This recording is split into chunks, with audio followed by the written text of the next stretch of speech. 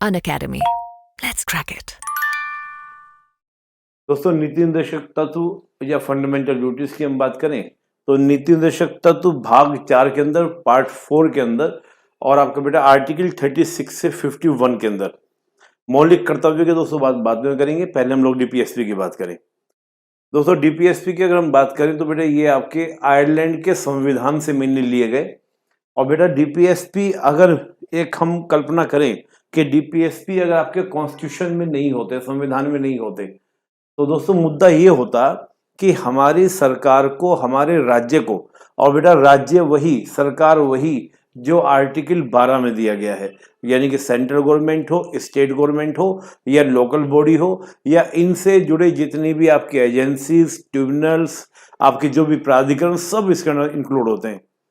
तो इनको पता कैसे चलता कि भाई हमको जो नीतियां बनानी है वो कैसे बनानी है, किन सिद्धांतों के तहत बनानी है, किन प्रिंसिपल्स के तहत बनानी है। तो बेटा सरकार को यानी कि राज्य को, सरकार यानी कि राज्य, मैंने आपको कहा, समझ में आपको बातें याद भी गई होगी। राज्य इक्वल टू सरकार, गवर्नमेंट, कि गवर्नमेंट को जो नीतियां बनानी है, जो पॉलिसी बनानी है, वो क्या ध्यान में रखकर बनानी है, किन तत्वों को ध्यान में रखना है, किन मूल्यों को ध्यान में रखना है, किन बातों को ध्यान में रखना है, उन सब बातों का जिक्र जो है वो कहां पर है दोस्तों? आपका डीपीएसपी के अंदर है, यानी कि आपका नीति निर्देशक तत्व के अंदर बेटा आपका है। नीति निर्देशक तत्व के बारे में दोस्तों बोले तो आप जानते होंगे हमारे जो कॉन्स्टिट्यूशनल एडवाइजर थे, यानी कि आपका बी एन राव से जब पूछा गया कि व्यक्ति के जो अधिकार होते हैं वो कितने प्रकार के होते हैं,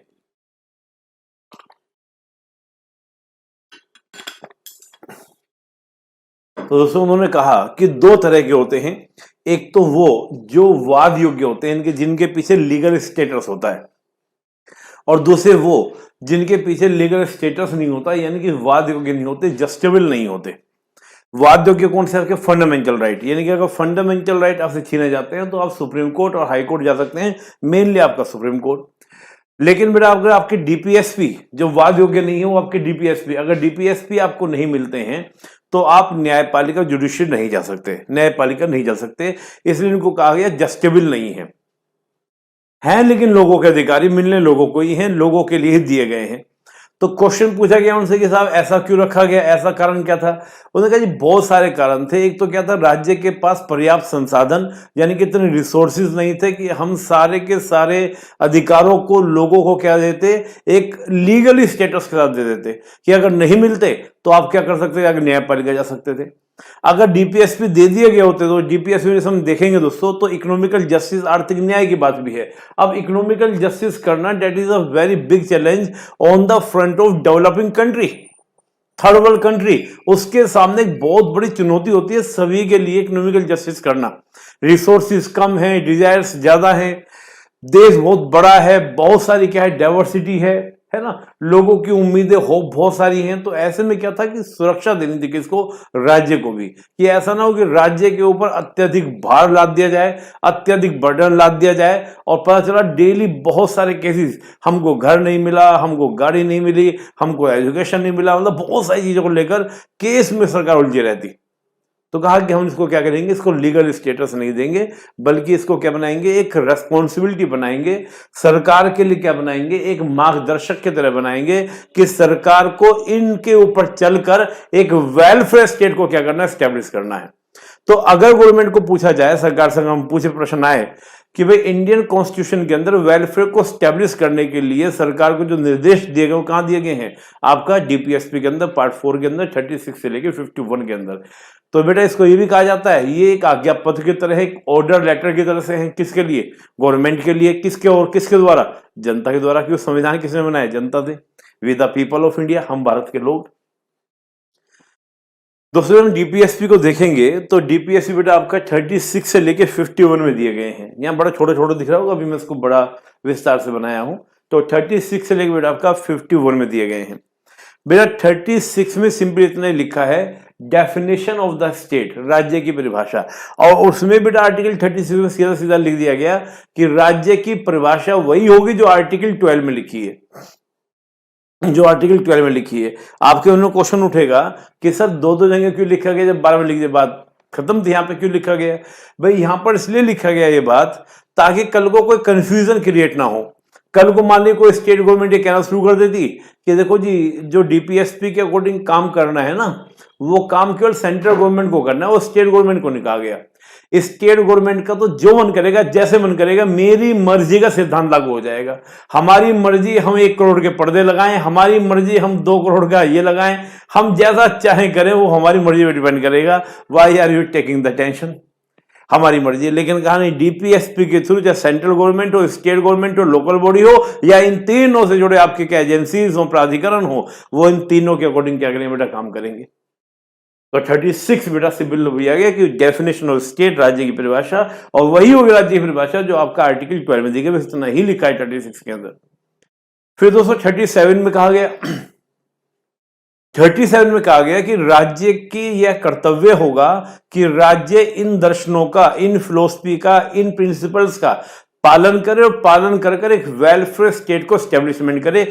एक तरीके से एक निर्देश, एक डायरेक्शन, एक ऑर्डर, एक आदेश दिया है किसको? राज्य को। राज्य अर्थात सरकार को। किसको क्या करना है? इन दर्शनों का पालन करना है। अब दोस्तों जो दर्शन भी हैं, जब हमारी कॉन्स्टिट्यूंट असेंबली थी यानी कि संविधान सभा थी, वहां पर इस बात को लेकर भी विवाद था। तो देखो बेटा, मैं फिर आपको बताऊंगा कि देश बड़ा है, अलग अलग विचार हैं, अलग अलग मत हैं, अलग अलग सोच है, सब अलग अलग। हमारे यहाँ तो एक कहा गया ना, मुंडे मुंडे मति भिन्ना जितने सिर हैं उतने ही उनके क्या है विचार हैं, मुंडे मुंडे मति भिन्ना। तो भाई बड़ा झगड़ा इस बात को लेकर। कुछ लोग संविधान सभा के अंदर बोल रहे थे कि हमारा देश जो चलेगा ना, वो उदारवादी तरीकों से चलेगा। कुछ कह रहे थे नहीं जी, उदारवादी तरीकों से नहीं, हम समाजवादी तरीके से लेके चलेंगे।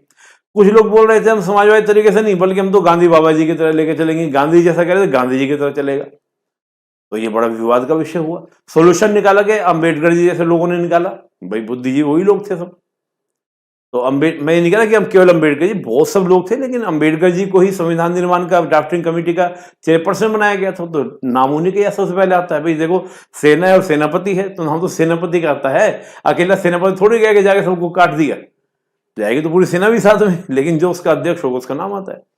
तो उसका सोल्यूशन निकाला के काम करते हैं, जिसके जो जो जो जो अच्छी अच्छी बातें हैं, हम सबकी अच्छी अच्छी बातें कर लेते हैं कि जो जिससे मिला सीखा हमने, गहरों को भी अपनाया है प्रीत जहां की रीत सदा, गीत वहां के। तुम्हारा सिद्धांत रहा है पहले से कि हम सबको क्या करते हैं, अपनाने में विश्वास करते हैं, और जहां जहां अच्छा है उसको ले लो, है ना। चुन ले गुणों की मीति, जहां बिखरे जहां जहां पर। तो बेटा हम उस थ्योरी का प्रकार जहां जहां से अच्छा अच्छा लगा उसको हमने क्या किया, पिक किया, उठा लिया। तो हमने उदारवादी तत्व भी लिए, हमने समाजवादी तत्व भी लिए, और हमने क्या किया, गांधीवादी भी लिए, जो जो अच्छे अच्छे थे।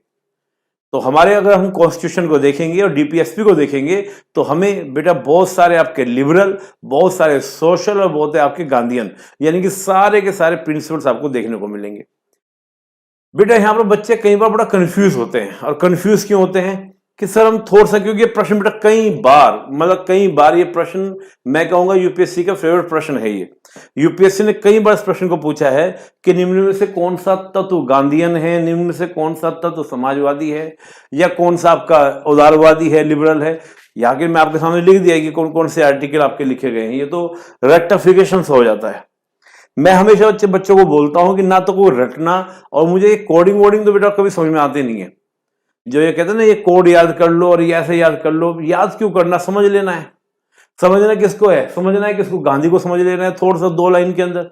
समझ लेना है किसको, समाजवाद को समझ लेना है, एकदम समझ में आ जाएगा। समझ लेना है किसको, उदारवाद को समझ लेना है। समझ लेना है किसको, इन तीनों को अगर हमारी थोड़ी सी ब्रीफ सी अंडरस्टैंडिंग हो गई तो हमको सारे याद हो जाएंगे। अब सोचो गांधी जी क्या बात बोलते थे। भाई हमने हिस्ट्री में पढ़ा होगा, और गांधी को नहीं पढ़ा तो बेटा भारत में रहने का फायदा क्या हुआ, है ना। गांधी को तो समझना है, जानना है। गांधी बोलते थे क्या, डिसेंट्रलाइजेशन, विकेंद्रीकरण। अब डिसेंट्रलाइजेशन की जो बात करेगा, विकेंद्रीकरण की बात करेगा, तो बेटा वो किसकी बात करेगा, केवल सेंटर स्टेट तक सीमित नहीं, लोकल बॉडी तक पहुंचे। बोलो हाँ कि ना, पंचायतों की बात करेगा, नहीं करेगा। गांधी जी बोलते थे कि भाई बड़े बड़े उद्योग नहीं चाहिए, बल्कि छोटे छोटे, बोलते गांव की अर्थव्यवस्था आत्मनिर्भर है, सेल्फ डिपेंडेंट है। अगर गांव की ही इकोनॉमी को हम डेवलप कर दें, ना तो शहरीकरण ज्यादा होगा, ना तो गांव के लोग शहर आएंगे, और ना ही क्या होगा, शहरों के ऊपर भार पड़ेगा, और गांव के अंदर सबको रोजगार मिल जाएगा। बड़ी बड़ी कंपनी की जरूरत नहीं है, बेरोजगारी की समस्या ही ना होती अगर गांधी के फॉर्मूले को एक्सेप्ट कर लिया होता। अब ध्यान दीजिए, मैं ये नहीं कह रहा कि नेहरू जी ने गलत किया है, गांधी जी सही कह रहे थे, मैं उस बात में नहीं जा रहा हूं बेटा, दोनों जरूरतें थी, लेकिन मैं गांधी की बात क्यों कर रहा हूं। आज हम कह रहे हैं सेल्फ डिपेंडेंट, है ना, आत्मनिर्भरता की बात आज कर रहे हैं, कहते हैं ना वोकल फॉर द लोकल। तो बेटा वही तो बात है कि कुम्हार का भी काम चले, गांव की निर्भर थी, तो एक कुटीर उद्योगों की बात करेंगे। अब गांधी जी बेटा कैसी बात करते थे, हिंसा की बात करते थे क्या, ये सब जानते हैं, हिंसा की बात नहीं करते थे। तो ये क्या बात कि भाई जो बूचड़ खाने वगैरह हैं, जो आपके मतलब गाय बछड़े दुधारू पशु हैं, उनका ध्यान रखना, उनको मारना नहीं, हिंसा नहीं करना, इससे बात बेटा गांधी जी करेंगे, बोलो हाँ कि ना। तो जब आप थोड़ा सा गांधी जी की थ्योरीज को पढ़ेंगे देखेंगे, अब बेटा गांधी जी क्या बोलते थे कि जब भी कोई आप निर्णय लें, सरकार के बारे में क्या बोलते थे कि जब भी आप कोई निर्णय लें, कोई पॉलिसी बनाए, तो ये सोचें उस नीति का, उस निर्णय का प्रभाव सबसे एकदम हाशिए पर पड़ा हुआ व्यक्ति जो है उसको कितना लाभ पड़ेगा, यानी कि जो वीकर सेक्शन है उसके कल्याण की बात गांधी जी करते थे। तो जाहिर सी बात है उनके वो प्रिंसिपल देखने को मिलेंगे नहीं मिलेंगे, बोलो हाँ कि ना। बेटा समाजवादी कैसी बात करते हैं, समाजवादी कहते हैं समाज की बात करते हैं, सोसाइटी की बात करते हैं। ये कहते हैं कि सारा पैसा एक व्यक्ति के पास ना हो, पूंजीपति के पास ना हो, सबके पास बटा हो पैसा, पैसा सबके पास में हो। इकोनॉमिकल जस्टिस की बात करते हैं कि ये सब चीजों में क्या ढूंढते हैं, इन्हें किसी चीज से कोई मतलब नहीं है, इन्हें एक ही चीज से मतलब है क्या, पैसा। कि पैसा क्यों है पूंजीपति के पास, ये हमारे पास होना चाहिए। अब आप सोचो, इसी सोच के अकॉर्डिंग सोचो, ये क्या क्या बात करेंगे। ये बात करेंगे कि भैया जो आपका मजदूर है, मजदूर को सही तरीके से क्या मिलना चाहिए, एक अच्छी वेजेस मिलनी चाहिए, एक अच्छा क्या मिलना चाहिए, पैसा मिलना चाहिए, उसका एक्सप्लोटेशन नहीं होना चाहिए। वो जहां पे काम कर रहा है तो ऐसा ना हो कि काम करने की ढंग की जगह ना हो, उसको ढंग की जगह काम करने की मिलनी चाहिए, यानी कि न्याय संगत जगह हो। भाई आप अगर मालिक एसी में बैठा तो कम से कम भाई जो मजदूर है, वर्कर है, गार्ड है, कम से कम फैन तो दे दो भाई, धूप में क्यों खड़ा होगा वो, उसको कम से कम छतरी दे दो, छाता दे दो, पंखा दे दो, कुछ तो दे दो भाई। ये बात वो बोलेंगे, समाजवादी बोलेंगे, बोलो हाँ कि ना। ये बोलेंगे कि भाई जब आपको अगर प्रबंधन में मतलब पार्टिसिपेट प्रबंधन की बात करनी है ना, तो भाई बड़ी बड़ी फैक्ट्री हैं, बड़ी बड़ी कंपनियां सब हैं, तो आप मजदूरों को भी हिस्सेदारी दो, उनसे पूछो, भाई वो भी तो काम कर रहे हो वहां पर, उनसे पूछो। ये बात इस तरीके करेंगे। अब बेटा जो उदारवादी हैं, ये बेटा वेलफेयर है ना, सकारात्मक उदारवाद से लिया गया मेनली, मैं उस पर नहीं ज्यादा जाऊंगा, पॉलिटिकल साइंस ज्यादा नहीं जाऊंगा। ये बेटा वेलफेयर की बात करते हैं, लोक कल्याण की बात करते हैं। अब जो वेलफेयर की बात करेगा बेटा क्या करेगा, वो बात करेगा कि सरकार का क्या होना चाहिए, सरकार ये ना हो कि बहुत शक्तिशाली हो, सरकार के बीच में क्या होना चाहिए, शक्ति का बंटवारा होना चाहिए, न्यायपालिका कार्यपालिका में शक्ति का बंटवारा होना चाहिए। बेटा उदारवादी किसकी बात करेंगे, सेकुलरिज्म की बात करेंगे। उदारवादी किसकी बात करेंगे, मल्टीकल्चर की बात करेंगे। ये उदारवादी बेटा बात करते हैं। उदारवादी किसकी बात करेंगे, उदारवादी बात करेंगे कि भैया आपके जितने भी हमारे स्मारक वगैरह हैं उनकी सुरक्षा होनी चाहिए, उनकी रक्षा होनी चाहिए, बेटा इस तरह की बात करेंगे। और कुछ ऐसे जो दोनों मिले होंगे, इसको देखो बेटा थोड़ा सा आप समझिएगा, मैंने आपके लिए बनाया बेटा। समाजवादी बेटा समाज की बात करेंगे, मजदूर की बात करेंगे, आर्थिक की बात करेंगे। अब सोचिए बेटा आर्टिकल 38 क्या कहता है कि राज्य एक ऐसी सामाजिक व्यवस्था बनाएगा जहां पर सामाजिक न्याय हो, आर्थिक न्याय हो, राजनीतिक न्याय हो। यह आर्टिकल 38 में कहा गया, समाजवादी दर्शन है, याद हो रहा होगा। आर्थिक न्याय की स्थापना करना, आर्थिक न्याय की स्थापना यानी कि वितरणात्मक न्याय की स्थापना करना, बेटा ये क्या आपका समाजवादी तत्व तो है।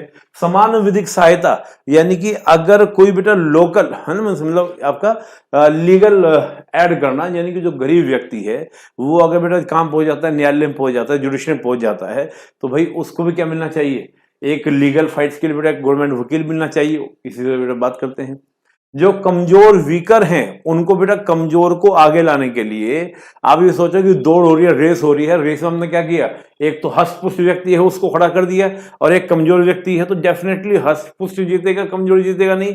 तो कमजोर को आगे लाने के लिए कुछ आपको सहायता देनी पड़ेगी, हेल्प करनी पड़ेगी। तो कमजोर को सहायता आपका आर्टिकल 41 में ये बात की गई है। अभी बेटा हम डिटेल में पढ़ लेंगे, मतलब आपको याद करने के लिए दिमाग में, मैं कहता हूँ थोड़ा सा फिलोसफी को पकड़ लो, याद हो जाएगा। मैंने आपको बताया अभी न्याय संगत दशा है कि मजदूरी यानी कि काम करेगा तो कहीं भी करेगा, थोड़ा सा बेटा अच्छी कंडीशन में काम करेगा। निर्वाह मजदूरी कम से कम उसको इतना तो दो भैया वो ढंग से अपना क्या करे, भरपेट भोजन कर सके, घर परिवार को चला सके, अच्छी एजुकेशन दे सके, एक अच्छी लाइफ दे सके, इतनी तो मजदूरी दो। यानी कि आपका आर्टिकल 43 में बात की गई है। मजदूरों को बेटा प्रबंधन में हिस्सेदारी दो, ये आपका 43A में बात की गई है। बेटा पोषण और जीवन स्तर उधार अच्छा करना, अभी थोड़ी कि भाई सिंपली ये बहुत समाजवादी क्या बोलते हैं कि भाई पैसे का जो प्रभाव है वो केवल व्यक्ति के ऊपर ही नहीं पड़ता, उसकी जो इनकम है, सैलरी है, उसके परिवार पे भी पड़ता है। अगर परिवार को बेटा सैलरी उसको कम मिलेगी तो परिवार का क्या होगा, पोषण स्तर अच्छा नहीं होगा, वो कैसे अच्छा पोषण दे पाएगा, अच्छा फूड दे पाएगा, तो बेटा परिवार का स्टैंडर्ड खराब होगा, मतलब हेल्थ खराब होगी। तो ये बेटा समाजवादी तत्व है। ऐसे में बोल रहा था गांधीवादी। अब देखिए बेटा, पंचायत की बात कौन करेंगे, गांधी जी, आर्टिकल 40 में बात की गई है। कुटीर उद्योग, गांव उद्योग है ना, खादी ग्राम उद्योग, बेटा 43 में। 43 भी गांधी जी बोलते थे मिलकर काम करो। कोऑपरेटिव सोसाइटीज की बात करो, 43 भी बेटा कोऑपरेटिव सोसाइटी की बात गांधी जी करते थे। SC ST यानी कि एकदम बिल्कुल हाशिए पे कोई व्यक्ति, उसका बेटा डेवलपमेंट होना चाहिए, गांधी जी बात कर रहे हैं आर्टिकल 46। शराब बेटा, जाहिर सी बात है, शराब से तो बड़ी नफरत थी गांधी जी को, निषेध होना चाहिए, 47। बेटा गांवों की व्यवस्था डेवलप हो, है ना, पूरा इनकी गांव का जो पूरी व्यवस्था है वो क्या बेटा आपका विकसित होनी चाहिए। कृषि का क्या होना चाहिए, मॉडर्नाइजेशन होना चाहिए, बेटा इसकी बात गांधी जी बोलते थे। तो ये आपका पूरा इसके अंदर बेटा आ जाएगा। फिर बेटा उदारवादी, UCC की बात करेंगे, जाहिर सी बात है यूनिफॉर्म सिविल कोड। मैंने कहा कि जो उदारवादी होंगे बेटा पंथ निरपेक्षता की बात करेंगे, तो पंथ निरपेक्षता में बेटा किसकी बात होगी, UCC की बात भी होगी, 44 की बात होगी। शिक्षा की एजुकेशन का बेटा 45 में बात होगी, एजुकेशन की बात होगी। ये कहते हैं क्षमता विकास करो। अब क्षमता का विकास बेटा किससे होगा, भाई समाजवादी कहते थे कि पैसा दो, उदारवादी का कहना ये है कि पैसा देने से कुछ नहीं होगा, आज दे देंगे कल क्या करेगा, बेटर क्या क्या उस व्यक्ति की क्या करो, उसकी क्षमता बढ़ा दो, उसकी क्या बढ़ा दो, उसकी एबिलिटी बढ़ा दो, एबिलिटी बढ़ा दो, खुद क्या कर लेगा, गेन कर लेगा, फाइट में खड़ा हो जाएगा। ये बेटा उदारवादी बात बोलते हैं। तो जाहिर सी बात है बेटा एजुकेशन की बात करेंगे, क्षमता कैसे बढ़ेगी, पढ़ेगा इंडिया तो बढ़ेगा इंडिया, ये बेटा इसकी बात करेंगे। कृषि का बेटा मॉडर्नाइजेशन होना चाहिए, ये इसकी उदारीकरण वाले बात करेंगे। कहा कि बराबर बांटने से नहीं होगा, मॉडर्नाइजेशन कर दो तो इसका छोटी जमीन भी है वो अगर अच्छे तरीके से काम करेगा, मॉडर्नाइजेशन काम करेगा, वो अच्छा क्या करेगा, गेन कर देगी। बेटा वो इन्वायरमेंटल की बात करेंगे, इन्वायरमेंट बेटर होना चाहिए, उदारवादी बात करेंगे। अब देखो जितनी भी आपके वेस्ट कंट्रीज हैं तो वेस्ट कंट्री सारे उदारवादी हैं, ये पर्यावरण की बात बहुत करते हैं, इन्वायरमेंट की बात करते हैं, बिल्कुल करेंगे। स्मारक बेटा जितने हमारे जो हिस्टोरिकल जितने भी हमारे क्या हैं, जो भी हमारे स्मारक वगैरह हैं, जैसे हम लोग देखते हैं, जो भी आप देखें तो बेटा उन सब की सुरक्षा की बात करेंगे। जुडिशरी और एग्जीक्यूटिव बॉडी का बेटा सेपरेशन होना चाहिए, यानी कि शक्ति का पृथक्करण होना चाहिए, ये आर्टिकल 50 में बेटा बात करेंगे। इंटरनेशनल बेटा पीस हो, शांति हो, सहयोग हो, कोऑपरेशन हो, ये बेटा इसकी बात करेंगे। कुछ बातें बेटा ऐसी हैं वो आर्टिकल 51 में, बेटा कुछ तत्व ऐसे हैं, कुछ फीचर्स ऐसे हैं जो आपको गांधीवादी समाजवादी देखने को मिलेंगे। जैसे हम बात करें बेटा निर्वाह मजदूरी, भाई मजदूरों के लिए कम से कम इतना व्यवस्था हो कि वो कम से कम अपने लिए क्या कर सके, एक बेटर व्यवस्था कर सके। बेटा ऐसी बातें आपका गांधी जी बोलते थे। मद निषेध की बात बेटा, निर्वाह मजदूरी, मद निषेध, बेटा इन दोनों की बात कौन कर रहे हैं, गांधी जी भी कर रहे हैं, समाजवादी भी कर रहे हैं, दोनों के साथ लेके चलने की। बेटा मजदूर का प्रबंधन में हिस्सेदारी हो, गांधी जी का भी कहना ये था, चलो समाजवादी समझ में आ रहा है, लेकिन गांधी जी का कहना ये था कि अगर बड़ी बड़ी फैक्ट्री में आपने मजदूर को केवल एक वर्कर तक सीमित रखा तो उसके अंदर वो अपनेपन की फीलिंग नहीं आएगी, अपनत्व नहीं आएगा, अपनापन नहीं आएगा, और जब तक अपनापन नहीं आएगा तो वो काम नहीं कर पाएगा, वो चीजों को डेवलप नहीं कर पाएगा। तो काम करने के लिए क्या करना होगा, काम करने के लिए क्या करना होगा, उसको अपनत्व लाना पड़ेगा, उसके अंदर ये लाना पड़ेगा कि भाई ये फैक्ट्री तेरी जो कब होगी, जब कोई डिसीजन लेना हो कंपनी को, फैक्ट्री को, इंडस्ट्री को, तो वहां जो वर्कर है उससे पूछा तुम्हारी क्या राय है, तो बेटा जब उससे राय पूछेंगे इतना ही पूछना पर्याप्त है तो उससे अपनत्व फील होगा। ये गांधी जी बात बोलते थे। बेटा पोषण जीवन स्तर दोनों बोलते हैं, गांधी जी भी बोलते थे और ये भी बोलते थे। अब बेटा हम देखें जैसे आपका कृषि का आधुनिकरण हो, ये उदारवादी भी बोल रहे हैं और ये बेटा आपका गांधीवादी भी बोल रहे हैं। तो बेटा ये हमने कहा कुछ तत्व ऐसे जो गांधीवादी भी हैं और उदारवादी भी हैं। बोलो जो समझ में आई या नहीं बात। चलिए तो बेटा ये मैंने आर्टिकल्स को लिख दिया, मेरे ख्याल से जो मैंने बताया इसको अगर आप दोबारा फिर सुन लेंगे, नहीं समझ में आया होगा, इसी लेक्चर को थोड़ा सा हल्का सा बैक करके तो आपको बेटा थोड़ा सा इसको बस दिमाग में सेट करना है, एकदम क्लियर हो जाएगा, कभी भूलेंगे नहीं, ठीक है ना। चलिए बेटा समाजवादी सिद्धांत जो भी मैंने आपको बताया इसको एक बार हल्का सा देख लीजिए। आर्टिकल 38 ये कहता है, थोड़ा सा डिटेल में देख लेते हैं, वो पढ़ लेते हैं, याद करने का तरीका मैंने आपको बता ही दिया। और याद नहीं करना है बच्चों, मैं फिर बोलता हूँ याद नहीं करना है, बस समझ लेना है, समझ लेना ही बेटा क्या है पर्याप्त है। आइए देखें 38 में राज्य सामाजिक आर्थिक और राजनीतिक न्याय सुनिश्चित कर आय स्थिति सुविधा व अवसरों की असमानताओं को कम करके सामाजिक व्यवस्था को सुरक्षित और संरक्षित कर लोगों के कल्याण को बढ़ावे का प्रयास करेगा। और बेटा इसी बात को थोड़ा सा 38 को डिटेल में देख लेते हैं। बेटा आर्टिकल 38 को अगर आप देखेंगे 38 39 थोड़ा सा बेटा डिटेल में आपको देखना है। 38 और 39 में बार बार बोल रहा हूँ बेटा, ये रहा आपका 38 क्या कह रहा है? 38 बेटा ये कह रहा है आपका आर्टिकल 38 राज्य ऐसी सामाजिक व्यवस्था बताएगा जिसमें सामाजिक आर्थिक और राजनीतिक न्याय राष्ट्रीय जीवन की सभी संस्थाओं को अनुप्राणित करे और प्रभावी रूप से स्थापना संरक्षण करके लोक कल्याण की अभिवृद्धि का प्रयास करे। सिंपल सा बेटा, जो सोशल जस्टिस है, इकोनॉमिकल जस्टिस है, आपका पॉलिटिकल जस्टिस है, ये तीनों प्रकार के जस्टिस भारत के जितने भी इंस्टीट्यूशंस हैं, चाहे वो हम लेजिस्लेचर की बात करें, एग्जीक्यूटिव की बात करें, जुडिशरी की बात करें, इनसे जुड़े बेटा और भी जितनी एजेंसीज हैं, वे सारी एजेंसीज क्या करें, इन तीनों प्रकार के जस्टिस को एस्टेब्लिशमेंट करने की बात करें, पहली बात। दूसरा बेटा, वेलफेयर में क्या करें, अभिवृद्धि करें, यानी कि लोक कल्याण को अभिवृद्धि करने का प्रयास करें, सभी का वेलफेयर करने का प्रयास करें। तो बेटा पहली कंडीशन। दूसरी कंडीशन बेटा, आय की असमानता, यानी कि जो आय की असमानता है उसको बेटा दूर करने का प्रयास करें। इसके अलावा बेटा विभिन्न व्यवसाय में लगे लोगों के समूह के बीच प्रतिष्ठा, सुविधाओं और आवासों की असमानता समाप्त करने का प्रयास करें। सिंपल सी बात, जो आय में यानी कि इनकम में जो इनइक्वालिटी है उसको क्या किया जाए, समाप्त किया जाए, दूर किया जाए। यानी कि ऐसा ना हो कि एक व्यक्ति तो कमा रहा है एक दिन का 1 लाख और एक व्यक्ति कमा रहा है पूरे साल का 1 लाख। ये तो बहुत ज्यादा असमानता हो गई। कम से कम इतने तो हो बेटा कि सबको इतनी ज्यादा असमानताएं ना हो कि लोगों को ढंग से खाने का भोजन तक ना मिल रहा हो। तो आय की असमानता ना हो, इसको दूर करने का बेटा प्रयास आर्टिकल 38(2) में किया गया। 31A में सोशल, इकोनॉमिकल और आपका पॉलिटिकल जस्टिस का सीधा सीधा क्वेश्चन पूछा गया बेटा। फिर बेटा आर्टिकल 39, इंडियन कॉन्स्टिट्यूशन का वह कौन सा आर्टिकल है जो इकोनॉमिकल जस्टिस की स्टैब्लिशमेंट करता है? तो आप कहेंगे आर्टिकल 39। 39 से बेटा सीधा सीधा क्वेश्चन पूछा गया 39 में। और 39 के बेटा आपके 6 क्लोज हैं, 39A, B, C, D, E और F। देखिए बेटा आगे देखिएगा, इसमें 39 को देखते हैं। बेटा 39 ही आपका बेटा क्या करता है, डिस्ट्रीब्यूशन जस्टिस, वितरणात्मक न्याय की स्थापना करता है। ये क्वेश्चन पूछा जा चुका है कि इंडियन कॉन्स्टिट्यूशन का वह कौन सा आर्टिकल है जो डिस्ट्रीब्यूशन जस्टिस, वितरणात्मक न्याय की व्यवस्था करता है, वो आपका 39। बेटा 39A क्या कहता है, पुरुष और स्त्री सभी नागरिकों को समान रूप से आजीविका के पर्याप्त साधन प्राप्त होने चाहिए। अब बेटा चाहे वो पुरुष हो चाहे वो महिला हो, दोनों को ही इक्वली क्या होना चाहिए, यानी कि इनकम के पर्याप्त क्या होने चाहिए, रिसोर्सेज मिलने चाहिए, पर्याप्त रिसोर्सेज। यानी कि वो पुरुष हो महिला कोई भी हो, नागरिकों को समान रूप से जीविका के पर्याप्त साधन प्राप्त होने चाहिए, उसका अधिकार, राइट्स मिलना चाहिए। समुदाय के भौतिक संसाधनों का, जो भी आपके कम्युनिटी के जो आपके फिजिकल रिसोर्सेज हैं, उनका स्वामित्व नियंत्रण इस प्रकार बटा हो कि सामूहिक हित का सर्वोत्तम क्या हो, उपयोग हो, साधन सिद्ध हो। यानी कि जो पूरे राज्य समुदाय बेटा, भारतीय समुदाय, इंडियन कम्युनिटी, तो इंडियन कम्युनिटी के बेटा पूरी पृथ्वी हमारी नहीं है बेटा, पूरी भारत हमारा है। तो पूरे बेटा भारत की जो जमीन है, क्षेत्र है, जो भी रिसोर्सेज हैं वो केवल किसी 1, 2, 10, 20, 50 लोगों के नहीं है, वो क्या है बेटा, पूरे भारत की सभी जनता के हैं, सभी के लिए बेटा। तो बेटा उनका इस प्रकार से क्या होना चाहिए, स्वामित्व हो, कंट्रोल हो, उन पर नियंत्रण हो, है ना, इस प्रकार के जिससे सामूहिक हित का वो सभी के लिए वेलफेयर करने वाले हों।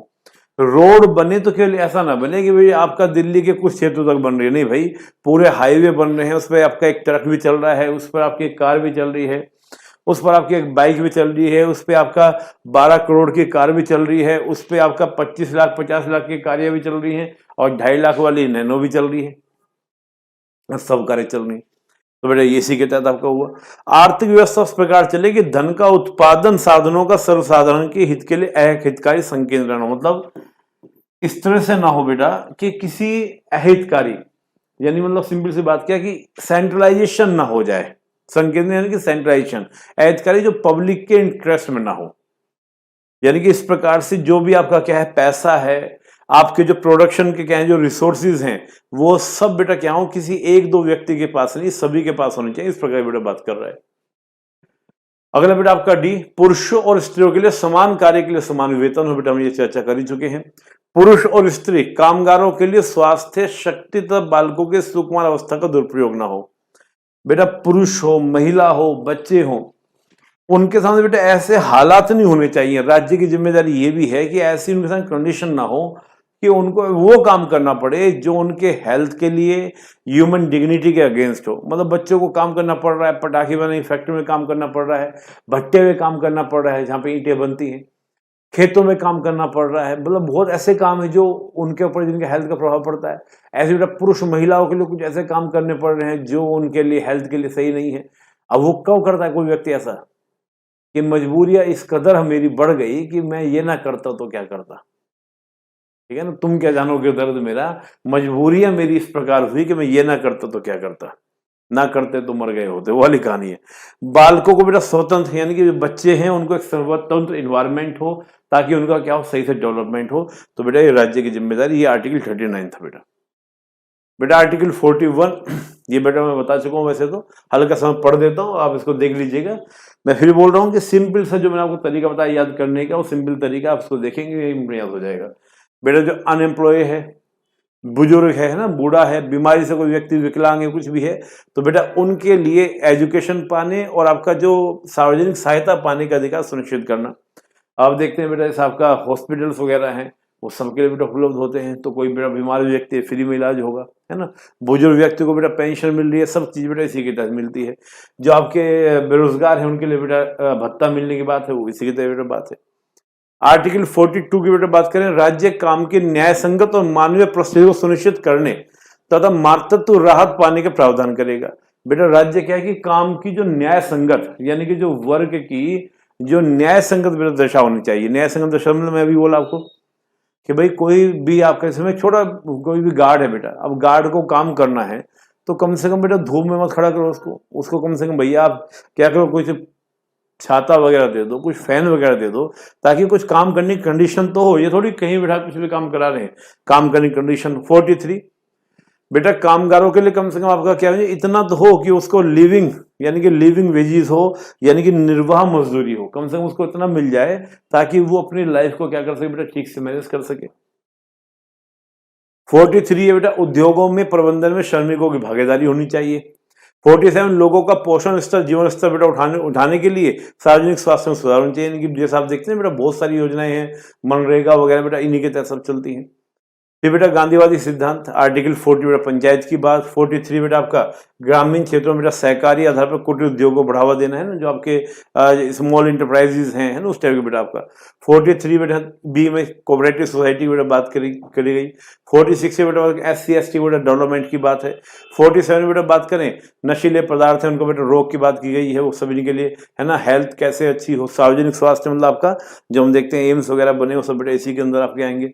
48 को बेटा देखिए जो आपका गाय बछड़े दुधारू पशु उनके वध पर रोक, है ना, मतलब जो दुधारू पशु है उनका कभी उनको मारा ना जाए, है ना बेटा, उस टाइप की चीज इसमें बोली गई है। मवेशियों को बेटा उनका नस्ल सुधरनी चाहिए ताकि किसानों को ज्यादा क्या मिलना चाहिए, दूध वगैरह मिले।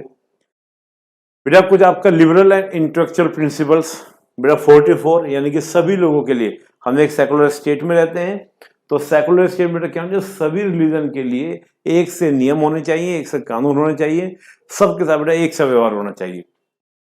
45 बेटा 6 से 14 वर्ष के बच्चों, अब देखिए पहले बेटा यहाँ पर क्या 45 में पहले बेटा यहाँ पर लिखा हुआ था 0 to 6 लिखा हुआ था, सॉरी बेटा पहले यहाँ पर 6 to 14 लिखा हुआ था, लेकिन होता क्या है कि जब 21A जुड़ जाता है तो 6 to 14 चला जाता है 21A के अंदर, और 0 to 6 बेटा आपका 45 में हो जाता है, 0 to 6 कर दिया गया।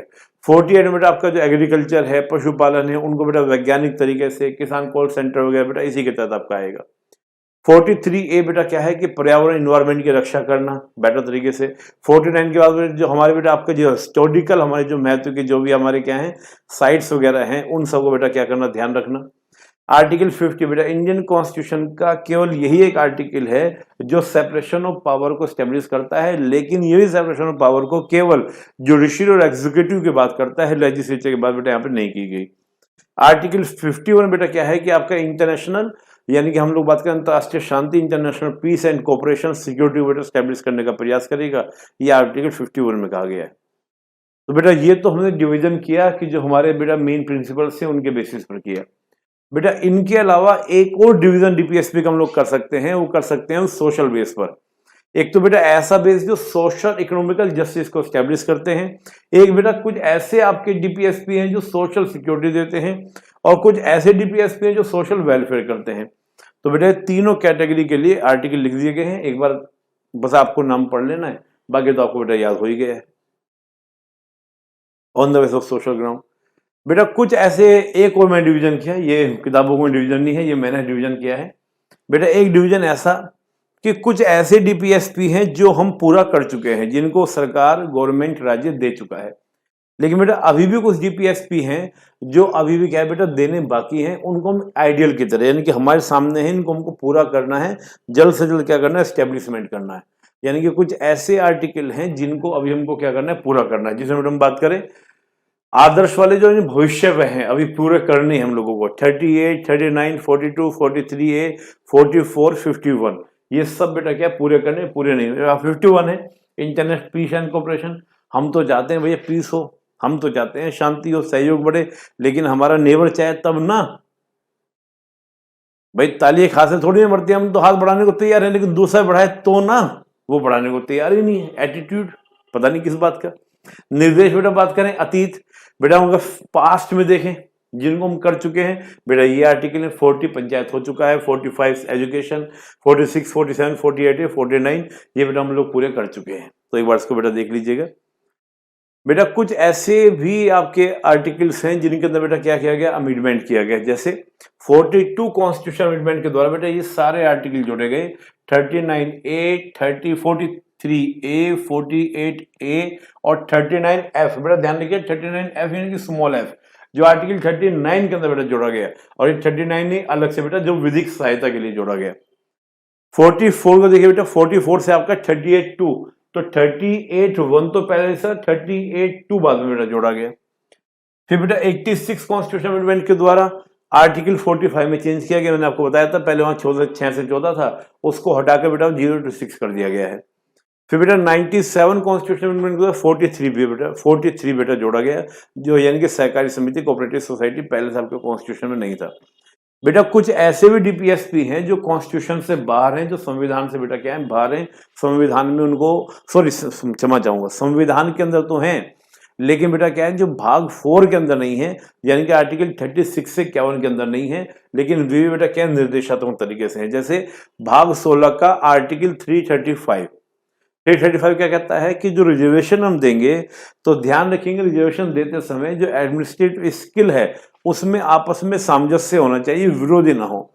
रिजर्वेशन देने को मना नहीं है प्रमोशन में, लेकिन बात यह है कि जो एडमिनिस्ट्रेटिव स्किल होना चाहिए वो पर्याप्त होना चाहिए, तभी उसको आरक्षण दिया जाए, रिजर्वेशन दिया जाए, यह राज्य का काम होगा। पार्ट 17 में बेटा आपका आर्टिकल 350A, इसके अंदर बेटा क्या कहा गया कि राज्य का ये कार्य होगा कि जो मदर टंग है, मदर टंग को बेटा क्या किया जाए, शिक्षा में, एजुकेशन में पर्याप्त सुविधाएं दी जाए, ताकि क्या हो, सब बच्चे अपनी मदर टंग को भी सीखने का प्रयास करें और उनको उसी में बेटा क्या दी जाए, एजुकेशन दी जाए। और आप जानते हैं बेटा अभी जो न्यू एजुकेशन पॉलिसी है बेटा, उसमें इस बात का ध्यान भी रखा गया है। पार्ट 17 बेटा 351, इसमें कहा गया कि बेटा सेंट्रल गवर्नमेंट का, यहां पे देखिए सेंट्रल गवर्नमेंट का एक ड्यूटी होगी कि हिंदी भाषा का क्या करे, प्रचार प्रसार करे। बेटा अगला एक हल्का सा बेटा डिवीजन, ये भी प्री में पूछा गया, मेंस में भी क्वेश्चन पूछ सकता है, लेकिन प्री में तो बेटा पूछा गया है कि फंडामेंटल राइट्स और डीपीएसपी में अंतर को लेकर कोर्ट में पूछ सकता है बेटा, कोर्ट में पूछ सकता है, सिंपली पूछ सकता है। बेटा फंडामेंटल राइट्स जो है बेटा निगेटिव किसके ऊपर, राज्य को भी रोकते हैं, व्यक्ति को भी रोकते हैं। राज्य के ऊपर क्या है कि अगर आपने लोगों का अधिकार छीने तो आपको सुप्रीम कोर्ट में ले आया जाएगा, आपके कार्य को रोक दिया जाएगा, तो राज्य के सेंस में निगेटिव। लोगों के लिए बेटा जहां पॉजिटिव है निगेटिव बोलने का अधिकार है, लेकिन सुनो 92 में प्रतिबंध दे दिया, इतना ही बोलना, इससे ज्यादा मत बोलना, बोलोगे तो फंस जाओगे, ये बेटा दिया गया तो निगेटिव। लेकिन बेटा डीपीएस में क्या पॉजिटिव है, वेलफेयर करना है, जितना चाहे कर दो, खूब करो वेलफेयर, जितना कर सकते हो, कोई मना नहीं बेटा, जितना कर सकते हो करो वेलफेयर, जितना कल्याण कर सकते हो खूब दो, फ्री में, कोई दिक्कत नहीं।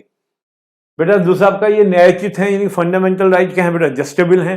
अगर आपको नहीं मिलते आप कोर्ट के दरवाजा खटखटा सकते हैं, इनके लिए नहीं जा सकते बेटा। और मैंने बता दिया BN राव ने क्या बोला था बेटा इनके पीछे लीगल स्टेटस है, लेकिन इनके पीछे क्या है बेटा, आपका मोरल या इथिकल स्टेटस है। बेटा मोरल इथिकल स्टेटस जैसे हम देखें बेटा, जितनी पॉलिटिकल पार्टीज हैं वो चुनाव के समय जब आती हैं तो चुनाव के समय अपना मैनिफेस्टो लेकर आती हैं। बेटा मैनिफेस्टो का आप कोर्ट नहीं जा सकते, लेकिन जब अगली बार चुनाव लड़ने के लिए आए कि आपने तो ये कहा था कि मैं 3 रूम के फ्लैट में रहूंगा, जो भी बातें बोले कि हम ये देंगे, हम वो करेंगे, ये कहा था, वो कहा था, कहाँ है वो सब जो कहा थे। तो मैनिफेस्टो होता है बेटा। बाकी तो बयानबाजी चलती है, भाषण में कोई कुछ ही बोलता है, लेकिन गवर्नमेंट जब बेटा चुनाव लड़ती है पॉलिटिकल पार्टी तो अपना मैनिफेस्टो जारी करती है। तो मैं तो हमेशा इंडियन सिटीजन से बेटा अपील करता भी हूं कि आप जब 5 साल के बाद हो तो मैनिफेस्टो लेकर बैठे, और मैनिफेस्टो लेकर बैठे और देखें कि 10 बातें बोली गई थी कौन कौन सी पूरी हुई, 1 2 3 4 5 6 7 8, अच्छा 8 पूरी हुई है, 2 रह गई है, ठीक है। फिर दूसरी जगह को देखो जो पहले 5 साल रही थी कि उनके मैनिफेस्टो में कितनी बातें थी, अच्छा ये बातें थी, क्या उन्होंने उस समय पूरी की थी, देखा नहीं की थी, 5 भी नहीं की थी, 4 भी नहीं की थी। मतलब उस आधार पर जजमेंट होना चाहिए। बाकी ये मीडिया की सुनकर, अपोजिशन की सुनकर, पोजीशन की सुनकर बेटा उससे डिसीजन नहीं। मैनिफेस्टो देखो, सिंपल सा पढ़े लिखे लोग क्या करेंगे, मैनिफेस्टो उठाएंगे कि ये 10 बातें बोली कितनी पूरी हुई, उस आधार बेटा क्या होना चाहिए, वोटिंग होना चाहिए। मतलब मेरा मानना ये है। तो बेटा यही आपका नैतिक उस समय कर खड़ा कीजिए, आपने तो कहा था जो करेंगे। राजनीतिक सामाजिक लोकतंत्र बल, बेटा ये सोशल एंड पॉलिटिकल, आप पूरे फंडामेंटल राइट में देखिए कहीं पैसे की बात नहीं है बेटा। मैंने आपको आर्टिकल 14 से लेकर 32 तक आया, कहीं इकोनॉमी की बात नहीं है। लेकिन ये बेटा जो आपका DPSP है, ये सोशल और इकोनॉमिकल लोकतंत्र बल दे रहे हैं, सोशल इकोनॉमिकल राइट्स पे बात कर रहे हैं, सोशल इकोनॉमिकल जस्टिस की बेटा बात कर रहे हैं। कौन DPSP। एक मिनट,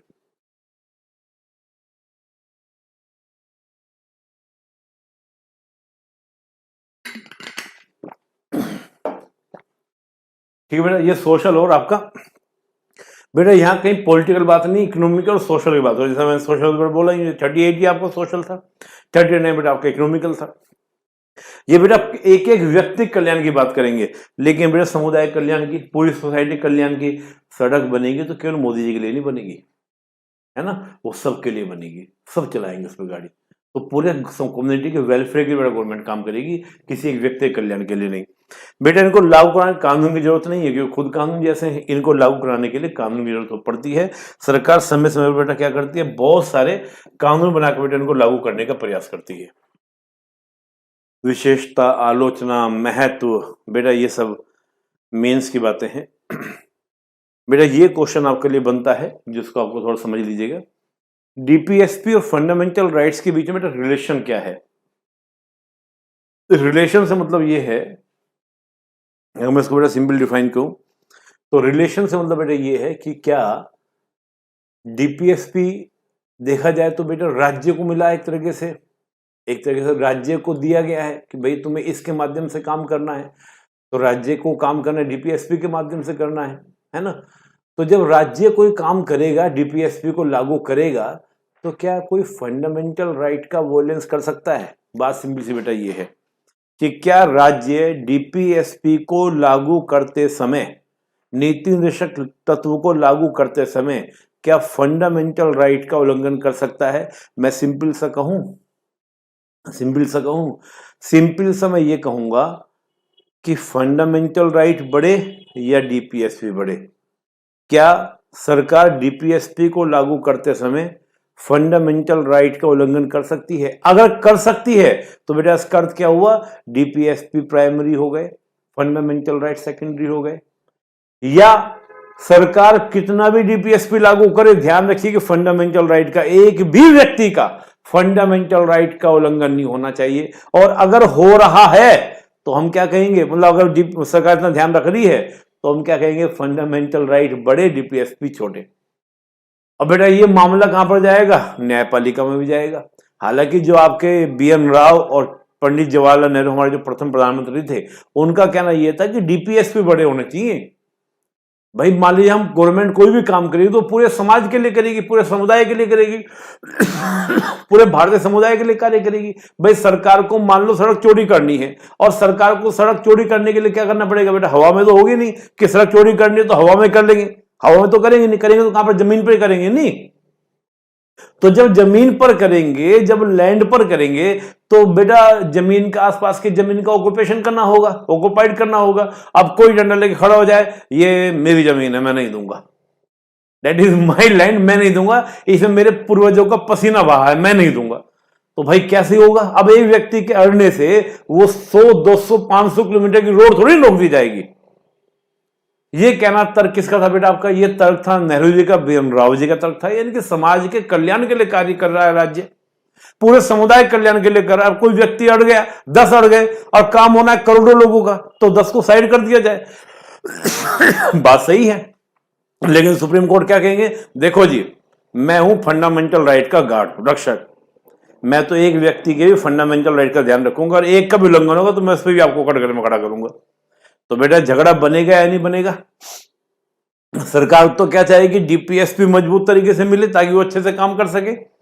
और सुप्रीम कोर्ट क्या कहे? देखो जी, मैं क्या करूं, मेरी तो मजबूरी है, मेरे को तो संविधान का रक्षक बनाया गया, संविधान क्या होगा ये मैं बताऊंगा, संविधान में क्या छिपा है जो नहीं दिख रहा तो हम लेंस लगा लगा के देखेंगे, अगर नहीं दिखेगा लेंस लगा तो हम अपने विवेक से बताएंगे, नेचुरल जस्टिस से बताएंगे। हम बताएंगे किताब में जो नहीं लिखा, किताब से एक्स्ट्रा क्या हो सकता है, हम जो कहते हैं वही न्याय है, और वही मतलब कहते हैं ना, मेरी वाणी ही सब कुछ वाणी है, जो हम कहते हैं वो सही है। हमने कहा ये 99 कॉन्स्टिट्यूशन संविधान की स्वतंत्रता का, संविधान में जो स्वतंत्र दी गई न्यायपालिका उसका उल्लंघन कर रहा है, जबकि कोलिज्म कहां लिखा था संविधान में?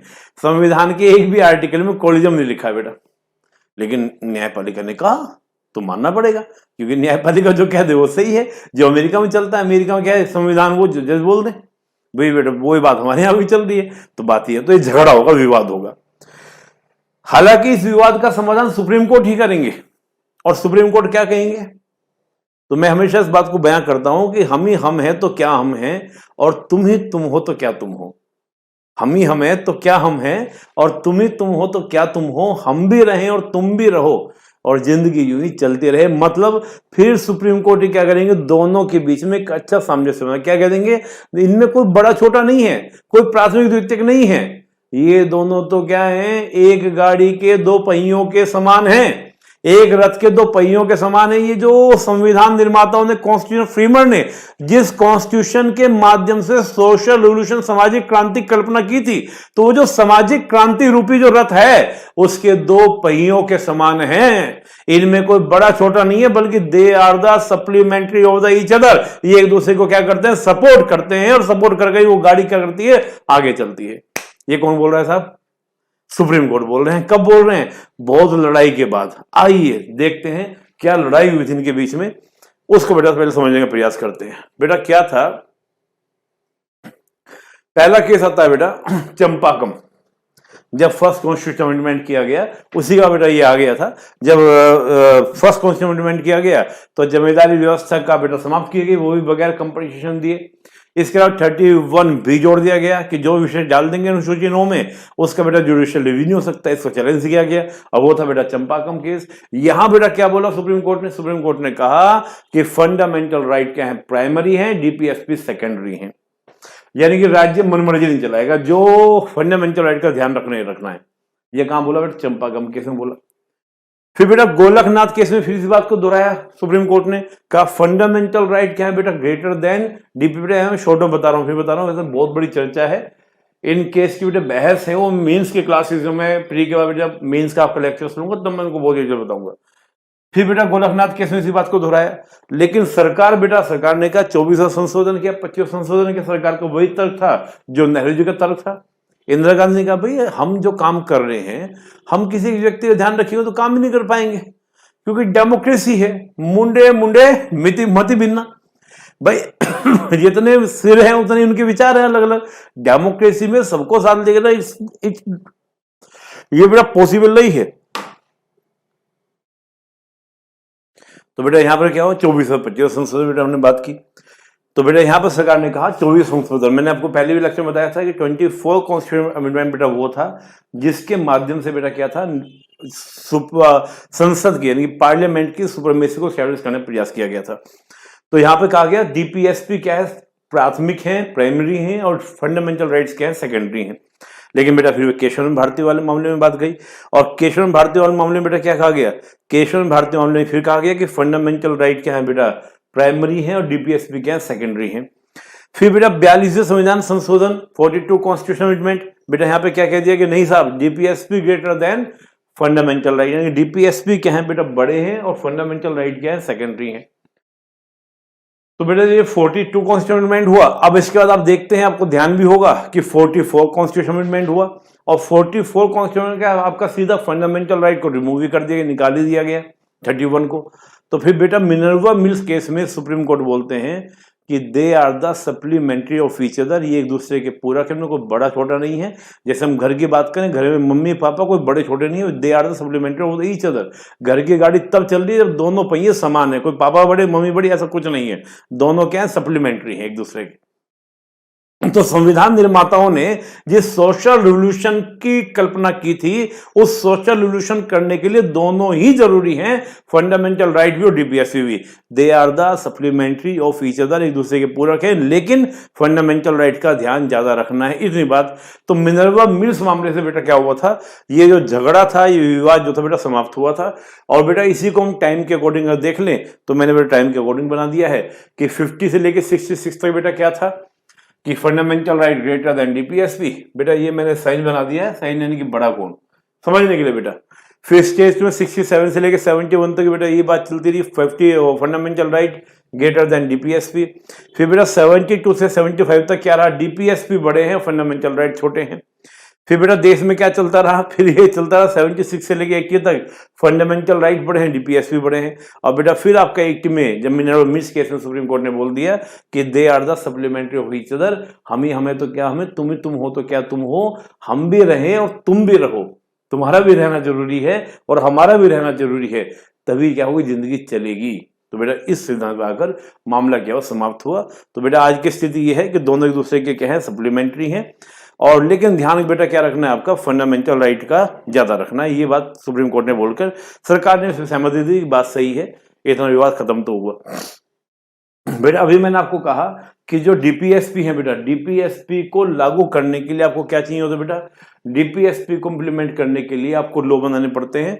तो समय समय पर बेटा बहुत सारे लॉ बनाए गए हैं, जैसे आर्टिकल 40 को लागू करने के लिए 73 संशोधन है ना बेटे, ऐसे संशोधन करके कुछ कानून बनाकर ये सब बेटा क्या डीपीएसपी आपके लागू किए गए। तो बहुत सारे बेटा मैंने लिखे हुए हैं, उनको आप इस पीपीटी से, और बेटा मैंने कहा था कि हमारी जो पीपीटी है बेटा आपको मिल जाएगी कहाँ पर, आपको टेलीग्राम, मेरा टेलीग्राम चैनल है, वहाँ से आप डाउनलोड कर लीजिएगा, निपुण आलम बैन के नाम से, वहाँ से आप बेटा पूरी पीपीटी डाउनलोड कर सकते हैं। ये छोटी छोटी चीजें बेटा उसमें पढ़ लेंगे, बताने में समय चला जाएगा। बेटा यूनिफॉर्म सिविल कोड डीपीएसपी बेटा आर्टिकल 44 में कहा गया है कि सभी धर्मों के लिए एक सा कानून हो, अलग अलग ना हो। बेटा उसमें यहाँ पे 2-3 चीजें मैं आपको बता दूं बस हल्का सा, बेटा ध्यान दीजिएगा। क्रिमिनल जो केसेस होते हैं बेटा, उनमें आज भी एक ही कानून है, कानून बदलता है बेटा सिविल मैटर में। और यूनिफॉर्म सिविल कोड का मतलब बेटा ये नहीं होगा कि जो हमारे कस्टम हैं वो सबके एक जैसे कर देना, नहीं। अगर हम 7 फेरे लेते हैं, अगर हम कबूल करते हैं, हम जो भी हमारे यहाँ पे प्रक्रियाएं हैं वो हमारे कस्टम जुगे तो चलेंगे। बस ये होगा कि सिविल मैटर, और सिविल मैटर बेटा से आपका उत्तराधिकार का मुद्दा है, आपका शादी विवाह बेटा जो मतलब आपका जो शादी विवाह में कि भाई कल को तलाक देना है तो कैसे देना है, शादी होनी है तो वो जो प्रक्रिया तो हो रही है, बस आपको गवर्नमेंट से रजिस्टर करना, उस तरह की प्रक्रिया है बेटा। मान लो कोई कल को विवाद होता है, कोई बात होती है, तो उसमें बेटा महिला को, पुरुष को, सभी को, उस तरह के बेटा जो विषय हैं उन सबको बेटा मैं जानना चाह रहा हूँ, बहुत बड़ा विषय है, बस शॉर्ट में इसको बोल रहा हूँ, क्योंकि ज्यादा बताऊंगा तो कंफ्यूजन क्रिएट करेगा। तो इसमें ध्यान रखिएगा, क्रिमिनल में आज सेम है, सिविल में बेटा क्या है आपका अलग अलग है, बस सिविल भी एक हो जाना, यही है यूनिफॉर्म सिविल कोड। बेटा अभी क्या है, हमारे यहाँ पर 3 लॉ है। एक तो हिंदू विवाह अधिनियम 1955, जिसमें बेटा सिख, जैन, बौद्ध को भी काउंट किया गया है। मुस्लिम के लिए बेटा सरिया कानून है जो 1937 चल रहा है, और बेटा क्रिश्चियन के लिए ईसाई विवाह अधिनियम 1872। ये तीनों कानून खत्म होकर एक कानून हो जाए, यही बेटा क्या आपका यूसीसी है। कुछ राज्यों ने बेटा यूसीसी बना दिया, जैसे गोवा वगैरह सब में यूसीसी ऑलरेडी है, और कुछ राज्यों में पहल किए से उत्तर प्रदेश पहल कर रहा है, उत्तराखंड पहल कर रहा है। तो मेंस के लेक्चर में मैं इसको डिटेल्स आपको बताऊंगा, तब मैं इसको बहुत अच्छे से चर्चा करूंगा यूसीसी क्या है क्या नहीं है। तो मेंस के समय में लेक्चर लेंगे। बेटा फंडामेंटल ड्यूटीज, बेटा फंडामेंटल ड्यूटी यूएसएसआर के संविधान से हमने लिया। हालांकि जापान का भी एक संविधान है जहां पर ये लागू है, बाकी अमेरिका ब्रिटेन इन संविधानों में बेटा मौलिक कर्तव्य लागू नहीं है। संविधान सभा में बेटा बहस चली थी कि भाई हमारे यहाँ पर फंडामेंटल ड्यूटीज होने चाहिए, लेकिन क्या था बेटा फंडामेंटल ड्यूटीज को लेकर उसमें संविधान सभा में कहा गया कि देखो लोग बगैर कर्तव्यों की बात के देश के लिए जान दे रहे हैं, मरने मिटने को तैयार हैं, खुशी खुशी जाके फांसी का फंदा चूम रहे हैं, सरफरोशी की तमन्ना अब हमारे दिल में है, देखना है जोर कितना बाजुए कातिल में है, लोग डंडे खा रहे हैं, गोलियां खा रहे हैं, तुम कह रहे हो कर्तव्य। जब सब लोगों ने अपना जीवन ही न्यौछावर कर दिया, अब सब कुछ है, जब मन समर्पित तन समर्पित और समर्पित क्या करें, जब मन तन धन सब कुछ दे दिया तो क्या रह गया लोगों के पास। अब तुम कर्तव्य की बात कर रहे हो, ये बात जायज नहीं है। लेकिन 26 साल के अंदर बेटा महसूस हुआ कि नहीं भाई कर्तव्य बताने पड़ेंगे, क्योंकि लोग भूल जाते हैं, लोगों की मेमोरी क्या हो जाती है। तो बेटा यूएसआर के संविधान पर ये मौलिक कर्तव्य आपके संविधान में शामिल किए गए। और बेटा गांधी जी भगवद गीता में किसी की बात करें तो बेटा इनका सबका कहना था कर्तव्यों के पूर्ति करो, अधिकार तो सबसे मिल जाएंगे। बेटा क्या था कि आपका सरदार स्वर्ण सिंह समिति बनाई गई, और सरदार स्वर्ण सिंह समिति ने कुछ सुझाव दिए, कुछ सिफारिशें की। उनमें से बेटा कुछ सिफारिशों को लेकर 10 मौलिक कर्तव्य आपके संविधान में जोड़ दिए गए, सारे नहीं 10 कर्तव्य बेटा आपके जो उन्होंने सुझाव दिए थे वो जोड़ दिए गए। 10 कर्तव्य बेटा ये हैं।